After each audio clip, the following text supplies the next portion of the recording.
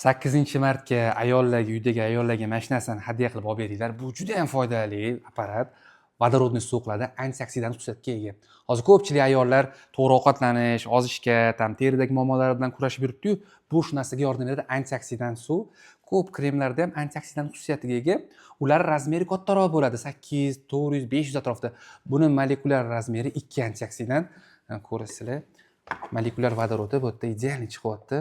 Antioksidan suv и plus suvni OVP'si ham bu yerda minusovoy ko'rsatyapti. Bu живая voda.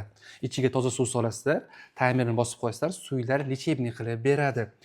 Bu faqat teriga emas, davleniyaga, sahrga ham ko'p foydasi bor. Bular oksidativ stressni oldini oladi. Bu yerda statyalar ham chiqqan.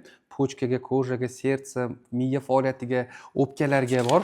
И o'sha mana sahrli diabet, qanday diabetga ham foydasi bor. Pastidan ichib yursanglar, o'zini effektini sezasizlar. Teriga yaxshi tarafi ichkaridan namlab beradi. Soch to'kilishiga ham foydasi ancha katta. Sportsmenlar ham ko'pi mana shu живая vodani ichadi. Восстановлениyaga tezroq yordam beradi. Молочный kislotani tezroq parchalab beradi. Bu antioksidan suv. Dieta payti ichkarini o'sha ichi polni tozalab, ortiqcha shlaklardan xalos qiladi. Yaxshi tarafi buni bemalol olib yursanglar ham bo'ladi. Masalan, faqat uyda emas, ishxonaga yo bu joyga borsanglar, toza suv solasizlar, bosib qo'yasizlar, suvni живая voda qilib beradi. Menimcha bayram uchun eng ideal sovg'alardan bittasi bu. Faqat sovg'a emas, o'sha sog'liqqa ham bu foydali tarafi bor. O'shaning uchun bemalol olib ishlatib ko'ringlar. Effektni sezasizlar, xudo xolasa.